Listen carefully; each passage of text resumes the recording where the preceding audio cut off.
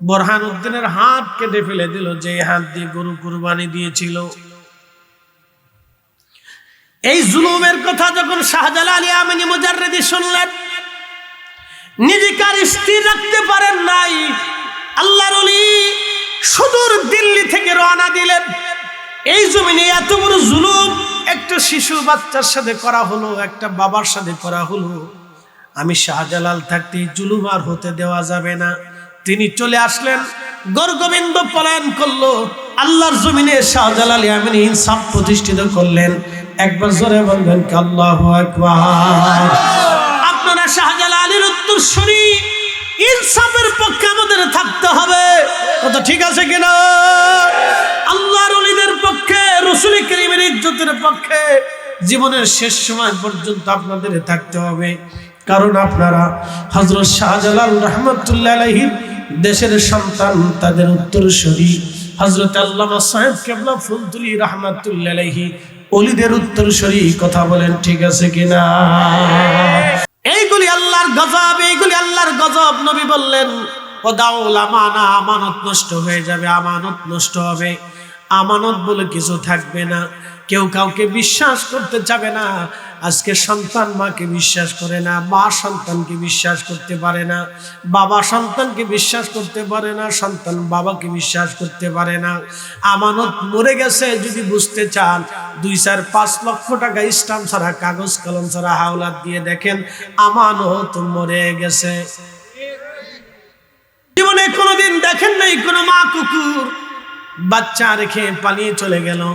জীবনে দেখেন নাই কোনো বিড়াল তার বাচ্চাটা বালেগ না হওয়া পর্যন্ত, দুধ না ছাড়া পর্যন্ত পালিয়ে চলে গেল? জীবনে কোনোদিন দেখেন নাই গরু তার বাচ্চাটা দুধ না ছাড়া পর্যন্ত, মা গরু গাভী পালিয়ে চলে গেল বাচ্চা রেখে? জীবনে কোনোদিন দেখেন নাই পাখি তার বাচ্চা বুঝ না আসা পর্যন্ত বাচ্চা রেখে পালিয়ে চলে গেল? জীবনেও দেখবেন না। কিন্তু এই মানুষের ভিতরে কিছু নারী আছে, বাচ্চা রেখে অন্য পুরুষের হাত ধরে পালিয়ে চলে যায়।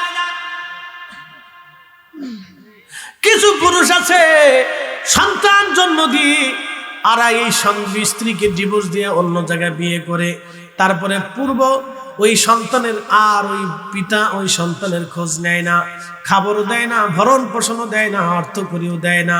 এই সন্তানের খোঁজ খবর আর ওই পিতা রাখে না। এরা হলো সমাজের কুকুর এবং শুয়োরের চাইতেও নিকৃষ্ট জাত। কথা কন না কেন?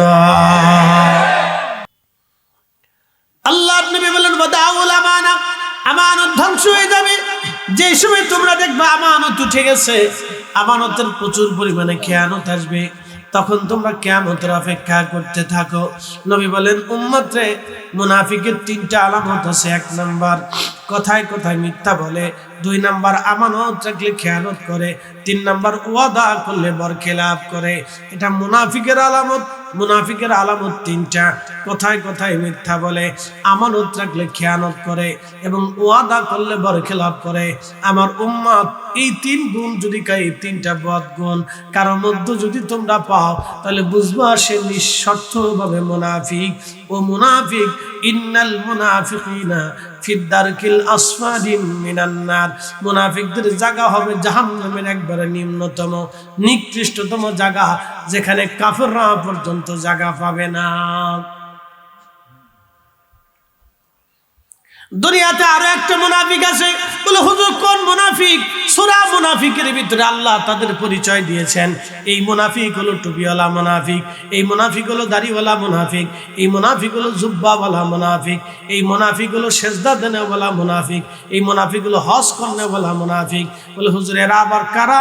আল্লাহ কোরআনে তাদের পরিচয় দিয়ে দিয়েছেন।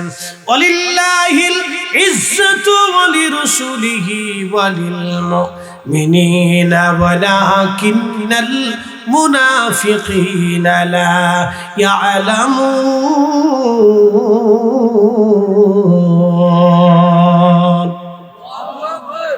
আল্লাহ বলেন ওয়ালিল্লাহিল ইজ্জা, হুজুর সম্মান আমি আল্লাহর জন্য, ওয়ালিরাসূলিহি আমার নবীর জন্য, ওয়ালিল মুমিনিনা আমার ওলিদের জন্য। হাবিব, যারা মুনাফিক তারা আমি আল্লাহর ইজ্জত বুঝে না। যারা মুনাফিক নবীর শান তারা বোঝে না। আমাদের দেশে একদল আছে বুকে হাত বেঁধে নামাজ পড়ে 8 টাকার তারাবি বানাইলো। ওদের বিশ্বাস নবীজির আব্বা আম্মা কাফের, নবীর আব্বা আম্মা জাহান্নামী।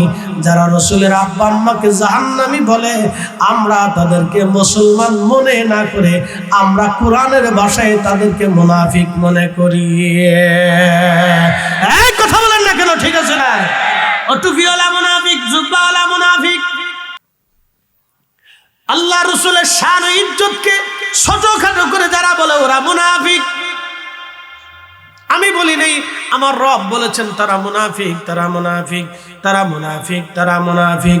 ভাই আমার, এই জন্য হযরতে আল্লামা সাহেব কিবলা ফুলতুলি রাহমাতুল্লাহ আলাইহি জীবনের শেষ সময় পর্যন্ত তিনি আল্লাহ রাসূলের ইজ্জতের পক্ষেই জমিনে জিহাদ করে গেছেন। কথা বলেন ঠিক আছে কিনা? যুগে যুগে মানুষ আজ পর্যন্ত তারে স্মরণ করেন, যুগে যুগে আজ পর্যন্ত মানুষ প্রত্যেক দোয়াতে সাহেব কিবলা ফুলতুলি রাহিমাহুল্লাহর জন্য দোয়া করে। তো মুনাফিকের নিদর্শনাবলী আপনাদেরকে শোনাইলাম। এবার বুঝে চলাটা আপনাদের জন্য অত্যন্ত জরুরি ভাই আমার। এই জন্য ইমানদারের সাথে চলাফেরা, ওঠা বসা দরকার, মুনাফিক থেকে দূরে থাকা দরকার। আল্লাহ আমাদেরকে মুনাফিক চেনার তৌফিক দান করুন। আওয়াজ তুলে জোরে বলেন আমিন। প্রিয় উপস্থিতি, ভালো করে শুনে যাবেন। লতিফপুরবাসী কিয়ামতের আলামত বলতে বলতে আমি আপনাদের সামনে নিয়ে চলে আসলাম। আর একটা আলামতের কথা নবী বলে গেলেন, উম্মতরে নতুন নতুন ওলামারা, পূর্ববর্তী ওলামা আমাদেরকে নির্বোধ মনে করবে, বুকা মনে করবে, গালি দিবে। নতুন নতুন ওলামারা, পূর্ববর্তী ওলামা আমাদেরকে নির্বোধ মনে করবে, গালি দিবে, তাদের ভুল ধরবে, তাদেরকে বুকা মনে করবে। তখন তোমরা আল্লাহর আকাশ থেকে পাথর নিক্ষেপের অপেক্ষায় থাকবে, জমিনে ভূমি দোষের অপেক্ষায় থাকবে, ভূমিকম্পের জন্য থাকবে। আল্লাহর আকাশ থেকে গজব টপ টপ টপ টপ করে একটার পর একটা, একটার পর একটা পড়তে থাকবে। আমার উম্মত, তোমরা ওই সময় কঠিন মুসিবতের জন্য অপেক্ষা করতে থাকো। আমার উম্মত, বিপদ আসতে থাকবে, বিপদ আসতে থাকবে, একটার পর একটা আসতে থাকবে, একটার পর একটা বিপদ আসতে থাকবে, একটার পর একটা বিপদ আসতে থাকবে। যখন নতুন নতুন উলামারা, পূর্ববর্তী উলামা আমাদেরকে নির্বোধ এবং বোকা মনে করবে, সেই সময়টা এখন দৃশ্যমান, প্রকাশ্যমান। নতুন নতুন কিছু কিছু আলেমরা আসছে, পূর্ববর্তী আলেমদেরকে তারা বোকা মনে করে এবং তারা মনে করে তারা কিছু জানতো না, তারা কিছু বুঝতো না, তারা এই মাসালা সম্পর্কে অজ্ঞ ছিল, বিজ্ঞ ছিল না, তাদের কাছে হাদিস পৌঁছায় নাই। আমাদের বাংলাদেশে এক কানা মৌলবী তো বলেই ফেললো, ইমাম আবু হানিফা রাহমাতুল্লাহ আলাইহির কাছে অত হাদিস পৌঁছায় নাই যত হাদিস আমাদের কাছে পৌঁছাইছে। প্রিয় নবীজি আমাদেরকে সতর্ক করে গেছেন কিয়ামতের আলামত নিয়ে। এই জন্য কিয়ামতের আলামত সম্পর্কে আমি আপনাদেরকে জানাচ্ছি। ভাই আমার, ভালো করে শুনে যাবেন। নবীজি বলেন, আমার উম্মতেরা, কিয়ামত তখন আসবে, তোমরা অপেক্ষা করো, যখন সন্তানরা পিতা মাতার অবাধ্য হবে। সন্তানরা পিতা মাতার অবাধ্য হবে। বাংলাদেশের দিকে যদি আপনি তাকান, তাহলে 100% সন্তানের ভিতরে 50% সন্তানরা পিতা মাতাকে মানে না। আপনি ঠিক বললেও ঠিক, না ঠিক বললেও ঠিক, আমি যেটা বললাম এটাও ঠিক। বলে হুজুর কেন ঠিক? আপনি খোঁজ নিয়ে দেখেন, এদেশের বহু বাবা মা সন্তানের নিপীড়নে মানুষের কাছে বলতে পারে না, বিচার দিতে পারে না। কারণ মুরব্বী কার কাছে বিচার দিবে? সন্তানের বিরুদ্ধে বাবা বিচার দিতে পারে না, বাবার কষ্ট হয়। কোন মা সন্তানের বিরুদ্ধে সালিশ ডাকতে পারে না, বলে মার কষ্ট হয়। ঘুরে ফিরে তো আমার কলিজার টুকরা সন্তান, আমি ওর বিরুদ্ধে কেমনে মামলা করব, কেমনে বিচার দিব? লক্ষ লক্ষ লক্ষ লক্ষ নারী, লক্ষ লক্ষ পুরুষ, বৃদ্ধ বাবা মা সন্তান কর্তৃক নির্যাতিত হয়, নিপীড়িত হয়। এইভাবে নীরব ভাবে যদি মানুষ নিপীড়িত হয়, তাহলে বুঝবেন আল্লাহর আকাশ থেকে গজব আসতে থাকবে। নবীজি বললেন, সন্তানরা পিতা মাতা থেকে দূরে চলে যাবে, বাবা মাকে পর মনে করবে, বন্ধু বান্ধবকে তারা আপন মনে করবে। ও আমার উম্মতরা, সেদিন তোমরা আল্লাহর আকাশ থেকে গজবের অপেক্ষা করতে থাকো। একের পর এক গজব আসতে থাকবে, একের পর এক গজব আসতে থাকবে, একের পর এক গজব আসতে থাকবে।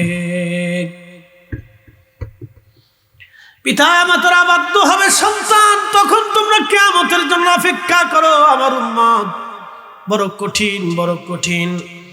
বাংলাদেশের পরিসংখ্যান শুধু না, সারা পৃথিবীতে যদি আপনি দেখেন, নতুন উদ্যমে বৃদ্ধাশ্রম তৈরি হচ্ছে।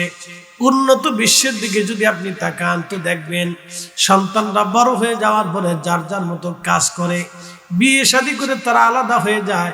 বৃদ্ধ বাবা মার আর খোঁজ খবর নেয় না, তারা হয়তো নিঃসঙ্গ জীবন কাটায়, নতুবা বৃদ্ধাশ্রমে তাদের জীবন কেটে যায়, নতুবা একা একা তাদের জীবন কেটে যায়। আর আমাদের বাংলাদেশের সিচুয়েশনটা একটু ভিন্ন। বাবা মা বৃদ্ধ যদি হয়ে যায় তাহলে সংসারে সন্তানের ঘরে কাটাইতে সুযোগ পায় বটে, কিন্তু বউয়ের যন্ত্রণায় জীবনটা অতিষ্ঠ হয়ে যায়। বেটার বউয়ের জ্বালায় শ্বশুর শাশুড়ির জীবন অতিষ্ঠ হয়ে যায়। সেই দিন এক বৃদ্ধ বাবার আর্তনাদ শুনলাম, তার 8টা সন্তান, 4টে মেয়ে 4টে ছেলে, কিন্তু কোন সন্তানদের ঘরে তার জায়গা হয় নাই। বৃদ্ধ নামাজ পড়ে, দেখলাম খুব মুরব্বী, সরকারি চাকরি করত, এখন নিজে কাজ করে খায়। বলল, আমি বড় ছেলের বাসায় ছিলাম, একদিন বড় বৌমা আমার পকেটের মধ্যে বাজার করতে টাকা দেওয়ার পরে 10টা টাকা আমার পকেটে ফিরে আসছিল। ওই পকেটে 10টা টাকা ফিরে আসার কারণে বড় বৌমা বলল, বাবা তুমি টাকা চুরি করো। জিন্দা কে মারিতে পারো, জিন্দা কে মারিতে পারো, মহারার পারো দিতে জান তুমি, মহারার পারো দিতে জান, কে পারেব জিতে তোমার শান। আল্লাহ আল্লাহ আল্লাহ বাগ সুবহান, কে পারেব জিতে তোমার শান। আল্লাহ আল্লাহ জিন্দা কে মারিতে পারো, জিন্দা কে মারিতে পারো, মহারাত পারো দিতে জান তুমি, মহারাত পারো দিতে জান, কে পারেব জিতে তোমার শান। আল্লাহ আল্লাহ, জবান খোলে একসাথে, আল্লাহ আল্লাহ আল্লাহ আল্লাহ আল্লাহ আল্লাহ আল্লাহ। তোমার দোস্ত হাবিবুল্লাহ আগে তারে বানাইয়া নূরের রূপে তৈয়ার করে রাখছো তারে লুকাইয়া। তোমার দোস্ত হাবিবুল্লাহ আগে তারে বানাইয়া নূরের রূপে তৈয়ার করে রাখছো তারে লুকাইয়া। পাক সুবহান, কে পারেব জিতে তোমার শান। আল্লাহ আল্লাহ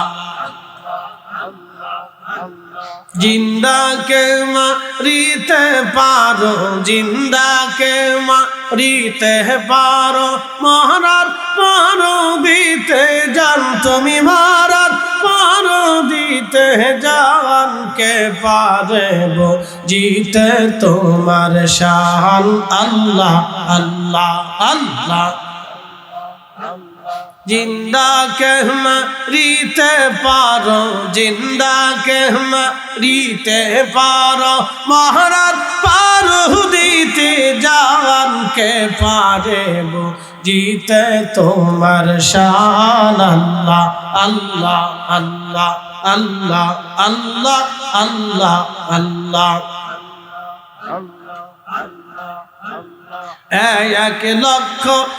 1,24,000 পয়গম্বর বানাইয়া তোমার দোস্ত হাবিবুল্লাহ রাখছ তার লুকাইয়া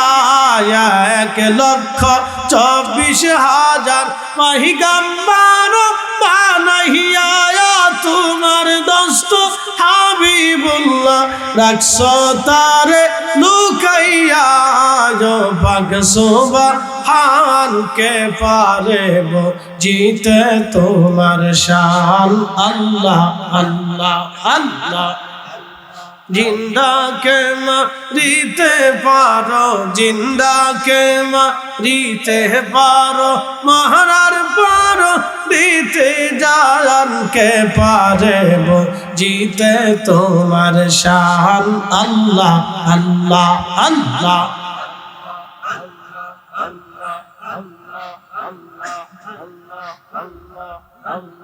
আল্লাহ তোমার লীলা খেলা কেউ বুঝে কেউ বুঝে না আল্লাহ তোমার লীলা খেলা কেউ বুঝতে পারে না কাউকে রাখো গাছ তহলাতে কাউকে রাখো বালখানায় আল্লাহ তোমার লীলা খেলা কেউ বুঝতে পারে না আল্লাহ আল্লাহ আল্লাহর জিকির না করিলে দিল তো জিন্দা হইবে না আল্লাহর জিকির না করিলে দিল তো জিন্দা হইবে না আল্লাহ হু আল্লাহু রে মন আল্লাহ করো জপনা আল্লাহ আল্লাহ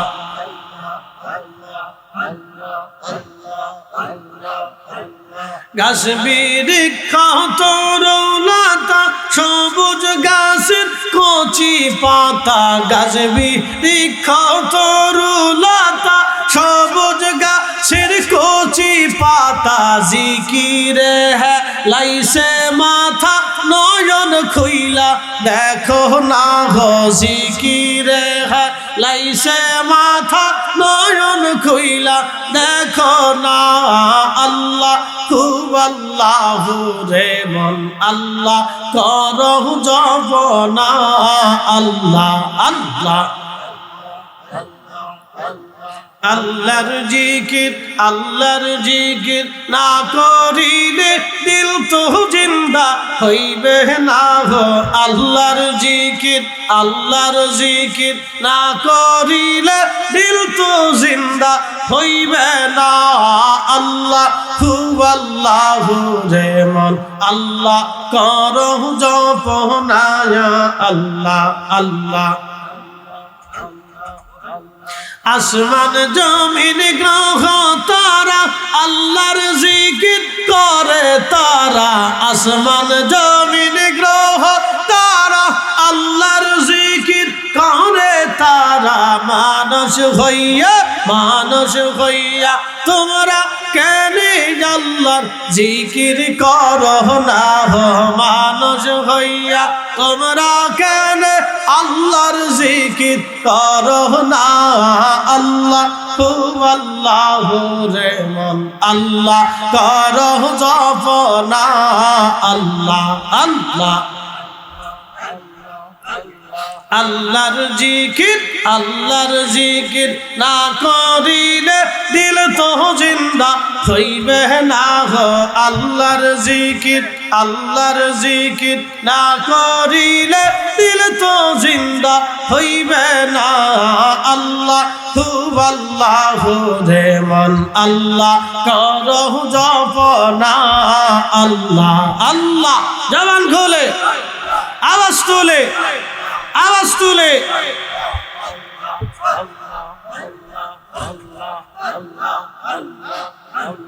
আইসো ভাবে যাইতে হবে ভেবে কেন ভাবো না আইসো ভাবে যাইতে হবে ভেবে কেন ভাবো না আদম ফরিদি ভেবে বলে আল্লাহর জিকির সাইরো না আদম ফরিদি ভেবে বলে আল্লাহর জিকির ছাইরো না, আল্লাহ আল্লাহ রে মন আল্লাহ করো জপনা, আল্লাহ আল্লাহ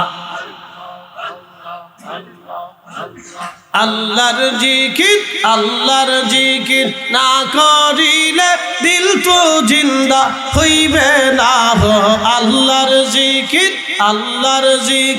না করিলে দিল তো জিন্দা হইবে না, আল্লাহ আল্লাহ রে মন আল্লাহ করো জপনা, আল্লাহ আল্লাহ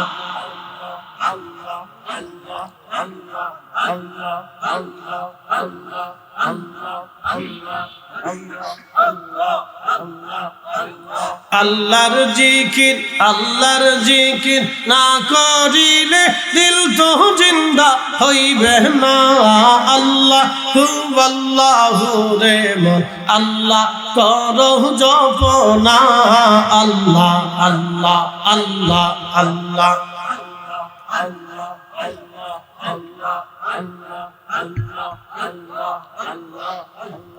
লা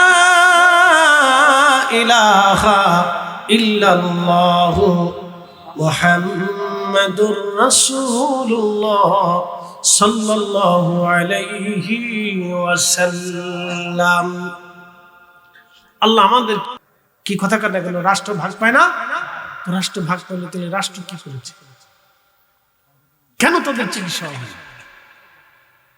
কেন তাদের চিকিৎসা হবে না? কেন আমার দেশের পথ শিশুরা রাস্তায় রাস্তায় ঘুরবে বলেন তো? কেন তারা মানুষের হাতে লাথি খাবে, গালি খাবে, ভিক্ষা করবে? একটা ছোট্ট বাচ্চার হাতে ভিক্ষার থালি কেন আসবে?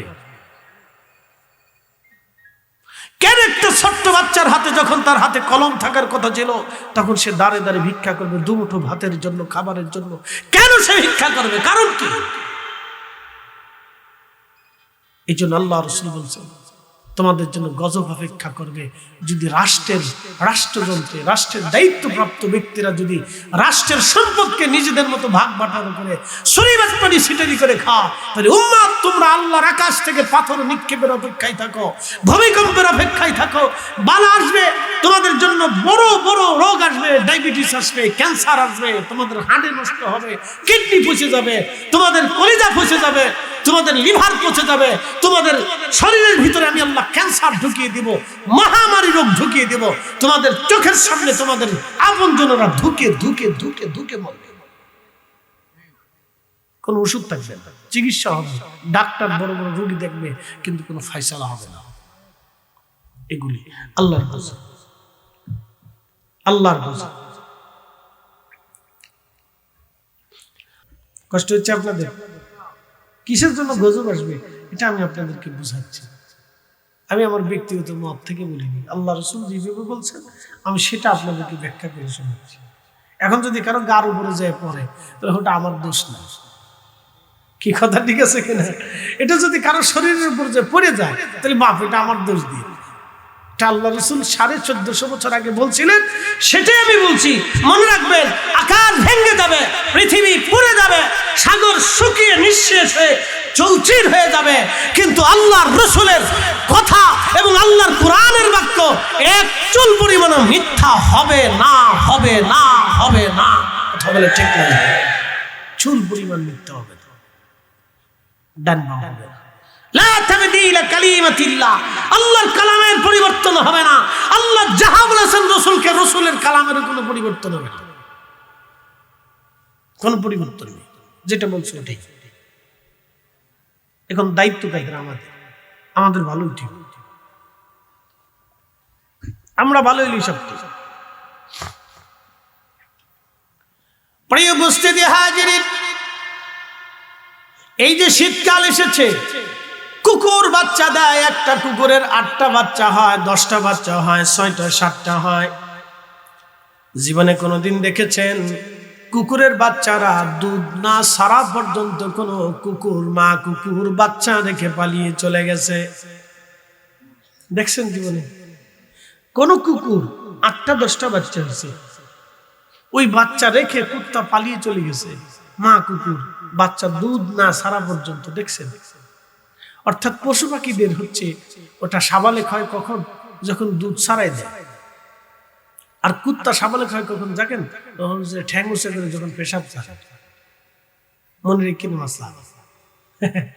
কুকুর সাবালেক হয় কখন জানেন? যখন পা উঁচা করে পেশাব ছাড়ে, তখন বুঝবেন এটা বুদ্ধিমান হয়েছে, এটার বুদ্ধি জ্ঞান হয়েছে।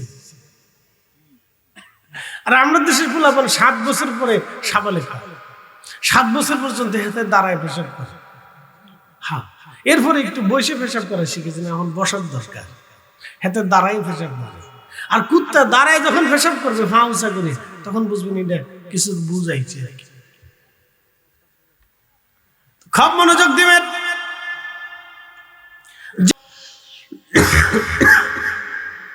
কেন করে? মুনাফিকদের সাথে জিহাদ করছে। এখানে উনি কনসিডার করেন, খানোর সাথে উনি লিয়াজু করেন। কথা ঠিক আছে কিনা? ওনার জীবনে লিয়াজু করেন, এখানে কোনো কনসিডার হবে না। এখানে ইমানের সাবজেক্ট। আপনি আমার আব্বাকে গালি দেন, অসুবিধা নেই, কিন্তু রসুলকে গালি দিলে আপনার সাথে আমার আর কোনো সম্পর্ক নেই, কখনই না। সে আমার বাপ হলেও সম্পর্ক থাকবে না, বাপের পরিচয় হবে। সে যদি মা হয় তো তার সম্পর্ক হবে না, মায়ের পরিচয় হবে না, মার থেকে জুদা হয়ে যেতে হবে, মার পরিচয় হবে। এখানে কোনো কনসিডার। প্রিয় উপস্থিতি হাজিরের, এইগুলি মুনাফিক। চিন্তা করতে পারছেন কত বড় সিটার এটা? এটারে দেখলে শয়তানও চিন্তা করে, বাপরে বাপ, ও তো আমার সাথে বড় সিটার। ইমামুল আজম আবু হানিফার কাছে বলে হাদিস পৌঁছায়নি, তিনি সরাসরি রাসূলের সাহাবীদের দর্শে বসেছে, তার কাছে বলে হাদিস যায়নি। তিনি সাহাবীদের ছাত্রদের কাছে দিন শিখেছেন, তিনার কাছে বলে হাদিস যায়নি। চিন্তা করেন, এই কানার ঘরের কানাকে আমার কাছে যত হাদিস চাইছে, তত হাদিস ইমাম আজম আবু হানিফার কাছে পৌঁছায়নি। শয়তান কত বড় শয়তান, আপনি চিন্তা করতে পারছেন? কত বড় শয়তান। যারা ইমাম মালিক রাহমাতুল্লাহ আলাইহি যার দর্শে বসেছেন, যারা একসাথে মদিনায় বসে হাদিসের রিসার্চ করেছেন, তাদের কাছে বলে হাদিস পৌঁছায়নি। কল্পনা করতে পারবেন? সাহাবীদের ছাত্রদের কাছ থেকে যিনারা হাদিস শিখেছেন, সরাসরি খাদেম রাসূল হযরত আনাস থেকে যারা হাদিস শুনেছেন, হাদিস শিখেছেন, দ্বীন শিখেছেন, নামাজ পড়েছেন, ইসলাম শিখেছেন, ঈমান শিখেছেন, তারা বলে হাদিস পাইনি। আর এখন বলে ওরা হাদিস পেয়ে গেছে। শয়তান কত বড় শয়তান। আল্লাহ রাসূল বললেন, তখন তোমরা কিয়ামতের অপেক্ষা করো, কারণ ভাববা দুনিয়া শেষ হয়ে গেছে। এখন যে সিচুয়েশনটা চলতেছে এটা শেষ পর্যায়ে। অনেকে বলে বাংলাদেশের মুসলমান খুব পারফেক্ট। আমি আগেও জানতাম যে বাঙালি মুসলমানরা খুব পারফেক্ট মুসলমান। অন্তে বাঙালিদের ভিতরে ভেজাল ছাড়া আর কিছু নাই, না কিচ্ছু নেই। এদের মুসলমান কি মুসলমান আমি নিজেও জানি না, ভেজাল ছাড়া কিচ্ছু নেই। এরা টাকার জন্য খাবারের ভিতরে বিষ মিশে, পেঁপের ভিতরে বিষ মিশে, কমলা লেবুর ভিতরে বিষ মিশে, আপেলের ভিতরে বিষ মিশে, তারপরে আপনার ডাবের ভিতরে ইঞ্জেকশন দিয়ে ফানি মজা করার জন্য ইঞ্জেকশন মাইরে তারপরে ডাবের মজা করে। এরপরে তরমুজের ভিতরে ইঞ্জেকশন মেরে দিয়ে তারপরে তরমুজ পাকায়, কলারে সুন্দর করে মেডিসিন দিয়ে তারপরে থুইয়ে এরপরে কলা পাকাচ্ছে, খাওয়াচ্ছে বাংলাদেশকে খাওয়াতে। যারা এগুলি দেখবে তারাও চুপচাপ, কারণ তাদের পকেটের ভিতরে পয়সা করে ঢুকে। চিন্তা করলে মরে মরুক গে, আমার চিন্তা করে লাভ কি? হ্যাঁ, ও চিন্তা করতেছে মরে মরুক, আমার চিন্তা করে লাগবে। কিন্তু জানেন না ওর উপর আল্লাহ গজব চাপাবে, ওর ছেলে না ওর মেয়ে আল্লাহ ক্যান্সার দিয়ে দেবে। দেখবেন আপনি খুঁজে খুঁজে দেখেন, দেখবেন যে সিঙ্গাপুরে চিকিৎসা করায়, নইলে পরে আপনার আমেরিকা নিয়ে চলে যায়, নইলে ভারতে চিকিৎসা করায়, নিলে একটা কানা হয়ে রয়েছে, একটা বুবা হয়ে রয়েছে, না এটা একনর্মাল হয়ে রয়েছে, ঘরের ভিতরে দেখবেন একটা পাগল হয়ে রয়েছে। হ্যাঁ, খুঁজে দেখেন, আপনি যা খুঁজে দেখেন তালাশ করে দেখেন। নাহলে বউ পাগল হয়ে গেছে, নাহলে বউ কথা শুনে না, অন্য বেটার লোকে ঘুরে। হ্যাঁ, আমি ঠিক বললো ঠিক, না ঠিক বললো ঠিক। আল্লাহর কসম করে বলি, মানুষের হক যারা নষ্ট করবে, দরিদ্রদের হক যারা নষ্ট করবে, এদেশে অন্ধ, ল্যাংড়া, কানা, বুবা, খোরা, বিধবা আর অসুস্থ, দিনমজুর, রিকশাওয়ালা, ভ্যানওয়ালা, দিনমজুর, ঠেলা গাড়ি বলা, আর এই সমস্ত গরিব, অসহায়, মিসকিন আর খেটে খাওয়া মানুষের হক যারা নষ্ট করবে, আল্লাহর কসম করে বলি দুনিয়া তো সুখ হবে না, কবরেও হবে না, হাসরেও হবে না।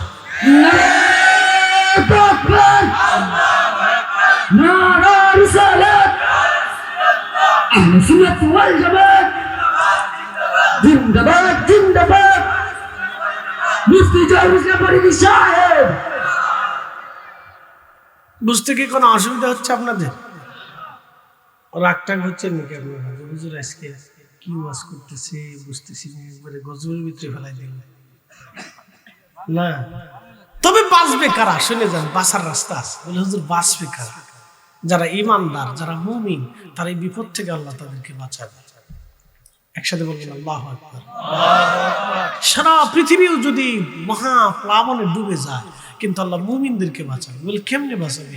নূহ আলাইহিস সালামের নৌকার ভিতরে মতো আল্লাহ কিস্তি দুনিয়াতে ভাড়াই দিয়ে হলো মুমিনদেরকে বাঁচাবে। একসাথে বলবেন আল্লাহু আকবার। তামাম পৃথিবী যদি ভূমিকম্প শেষ হয়ে যায়, তাহলে মুমিনরা বেঁচে থাকবে। তামাম দুনিয়াতে যদি মহামারী আর রোগের পর রোগ আসে, তারপর আল্লাহ মুমিনদেরকে বাঁচাবে। বলে কেন বাঁচাবে? আল্লাহর ওয়াদা আছে মুমিনদেরকে বাঁচাবে। চিন্তার কারণ, কিন্তু কিয়ামত আসবে, এটা সত্য। কোথায় পালাবে? পালানোর মতো জায়গা কোথায় আছে? খুঁজে দেখেন, কোথাও নেই। ভূমিকম্প যদি লাড়া দেয়, বাংলাদেশের ভূতত্ত্ববিদদের গবেষণা থেকে বলতেছি, বাংলাদেশে বহুবার ভূমিকম্প আসছে। এটা ভূমিকম্প প্রবণ এলাকা। বাংলাদেশটা হচ্ছে ভূমিকম্প প্রবণ একটা অঞ্চল, একটা এরিয়া। এটার মাটির নিচে যে প্লেট আছে, এই প্লেটগুলি বিরাট বড় বড় ফাটা। এটা ভূমিকম্প আসবে, এখানে শক্তি জমতেছে, যে কোনো সময় ভূমিকম্প বাস্ট হবে, এই শক্তি বের হয়ে আসবে। যখন শক্তি বের হয়ে আসবে, তখন পৃথিবী লাড়া দিবে, বাংলাদেশের মাটি লাড়া দিবে, ভূমিকম্প হয়ে শক্তি বের হয়ে আসবে।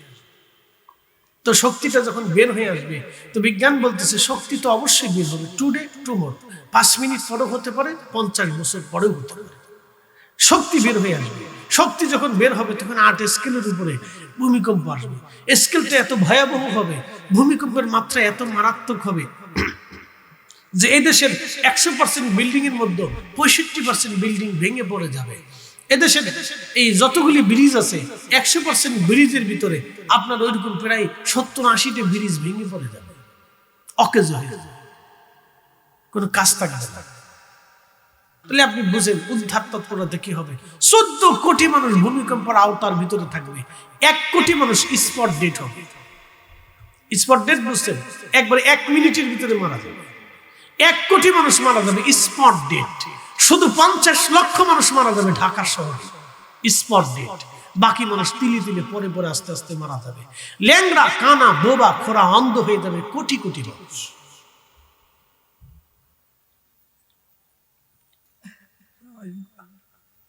এটা ভূতত্ত্ববিদদের গবেষণা বলছে, টুডে টুমোর এটা আসবে, টুডে টুমোর এটা আসবে। তবে জাতি বেঁচে যেতে পারে যদি ইনসাফ প্রতিষ্ঠিত করে। যদি জাতি বেঁচে যাবে, যদি জাতির ভিতরে ন্যায় বিচার প্রতিষ্ঠিত হয়, সমবন্টন হয়, গরিব দুঃখী মেহনতি মানুষের ভিক্ষা করে খেতে না, তারা বাজারে যায় কষ্ট না করে। হঠাৎ হঠাৎ পেঁয়াজের দাম বাড়ে, হঠাৎ হঠাৎ করে আলুর দাম বাড়ে, হঠাৎ হঠাৎ করে তেলের দাম বাড়ে, হঠাৎ হঠাৎ করে ডিমের দাম বাড়ে। আচ্ছা বলেন তো, ডিমের দাম বাড়ে কে? মুরগায় কি হরতাল ডাক দিচ্ছে? ডিমের দাম কেন বাড়ে? ডিমের দাম যখন বাড়ে, তা আমি একসময় গেছি এক ময়মনসিংহ মাহফিল করতে, ভালো কাল। তো ভদ্রলোকের বাড়িতে খাবার খাইতে নিছে, তো দেখি বিরাট বড় ডিমের আপনার মুরগির খামার। তাই বললাম, কি ব্যাপার ভাই, এত ডিম আপনার খামারে, তো দেশের ডিমের দাম বাড়লো কেন? আপনারা ডিমের দাম বাড়াই দিচ্ছেন? না আমরা বাড়াইনি, আমরা টাকা সে আগেরটাই দেয়। তাহলে বাড়াইলো কারা? ওই সিন্ডিকেটে লাগে, বড় বড় ব্যবসায়িক আছে, ওরা ওই ডিম ফ্রিজের ভিতরে স্টক করে, ঢুকাই দিয়ে 3 দিন ডিম ছাড়ে না। বাংলাদেশে কোনো ডিম নেই। কত বড় সুডার ঘরে সুডার, চিন্তা করছে, বাংলাদেশে ডিম নেই। ডিম কোথায় গেছে? পদ্মা সেতুর নিচে চলে গেছে। ডিম গেল কোথায়? এত লক্ষ ডিম কোথায় চলে গেছে? ওরা স্টক করে ফেলছে। হঠাৎ করে বলে ডিম নাই, ডিম নাই, ডিম নাই, ডিমের দাম বাড়াই দিল প্রত্যেক হালিতে 10 টাকা করে বেশি।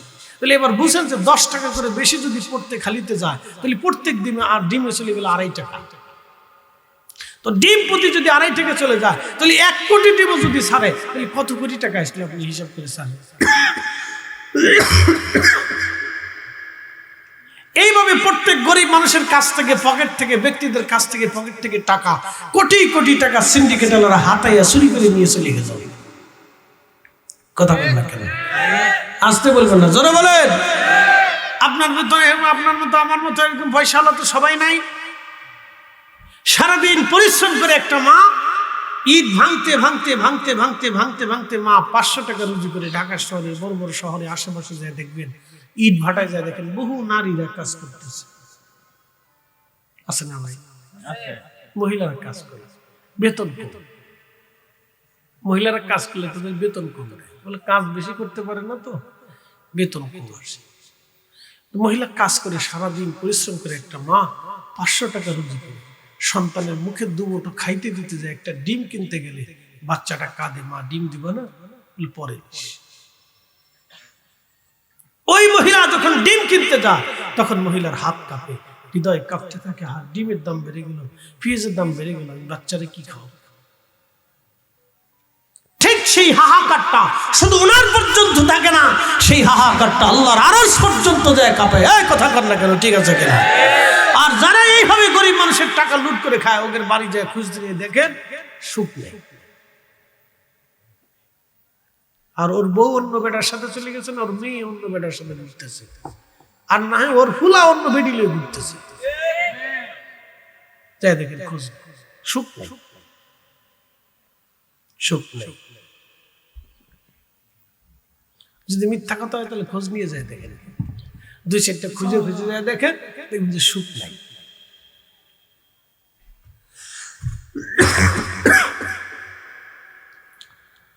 প্রিয় উপস্থিতি হাজিরিন, কথাগুলি কেন বললাম? আমাদের দেশের বেটি মানুষ বিরাট বড় বুজুর্গ, রাবিয়া বসরির মতো বাপ বুজুর্গ,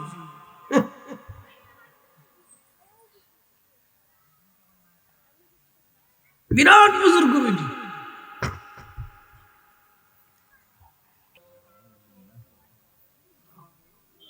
কি বুঝেন নাই?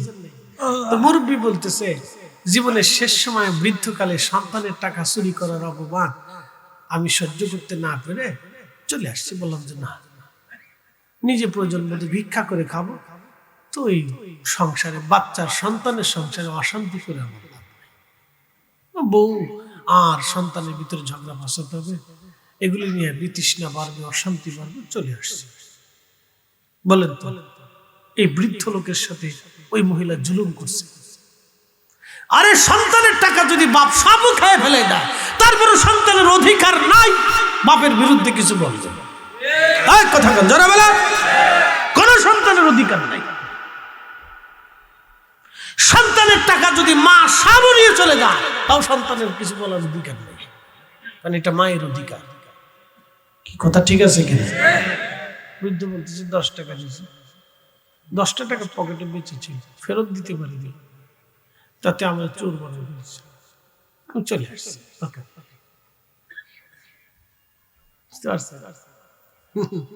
ভাবতেছেন আপনার জীবন আসবে না? আসতে পারে। আমি নিজে দেখেছি, 3 পুলার বাপ মাস্টার মানুষ, সে জীবনে ভিক্ষা করে মাদারি করে আমার জীবনে। আরে ভিক্ষা করতেছে বাসের ভিতরে, আমার কিছু ভিক্ষা দেয়। বৃদ্ধ, চুল দাড়ি পেকে গেছে, চামড়া ঘুষিয়ে গেছে, বলতেছে আমি ইংরেজি টিচার ছিলাম, আমাকে কিছু ভিক্ষা দেয় বাবা। কি ব্যাপার? 3টা সন্তান, বড় বেটার বাড়ি গেলে বড় বউ ঝগড়া করে, মেজো বেটার বাড়ি গেলে মেজো বউ ঝগড়া করে, ছোট বেটার বাড়ি গেলে এটাও ঝগড়া করে। ছেলেরা কয় আব্বা ছোটর বাড়ি যাও, ছোট কয় আব্বা মেজোর বাড়ি যাও, মেজো কয় আব্বা বড়োর বাড়ি যাও, বড় কয় আব্বা ছোটর বাড়ি যাও। ঘুরতে ঘুরতে বাবা অতিষ্ঠ হয়েছি, ভিক্ষা করে। বাবা মনে থাকলে আমার 2টা টাকা ভিক্ষা দাও। সেদিন আমার কাছে এত খারাপ লাগছিল, বিশ্বাস করে এত খারাপ আমার কাছে লাগছিল, বাসের ভিতরে বসে অতিষ্ঠ হয়ে গেছে। আহা, দুনিয়াতে মানুষ এরকম হতে পারে। এই জন্য সমাজ ওয়াজ কি করব, আমাদের নারী সমাজদেরকে আমাদের ওয়াজ শোনাইতে হবে, বেশি বেশি এত পরিমাণে শোনাইতে হবে। নারীরা যদি ওয়াজ না বুঝে, নারীরা যদি ঠিক না হয়, আল্লাহর কসম করে বলি জাতির কোনোদিন পরিবর্তন হবে না। একটা নারী পারে তার সন্তানকে আদর্শ সন্তান হিসেবে তৈরি করতে থাকে। আল্লাহ আমাদের সেই পথে চলার তৌফিক দিক, জোরে আওয়াজ তুলে বলেন আমিন। লা ইলাহা, জোরে লা ইলাহা লা ইলাহা ইল্লাল্লাহ হাসবি রাব্বি জাল্লাল্লাহ মা ফি কলবি গায়রুল আহা নূর মুহাম্মদ পড়ি লা ইলাহা ইল্লাল্লাহ লা ইলাহা, আওয়াজ তোলে আল্লাহ আল্লাহ আল্লাহ আল্লাহ আল্লাহ আল্লাহ আল্লাহ আল্লাহ।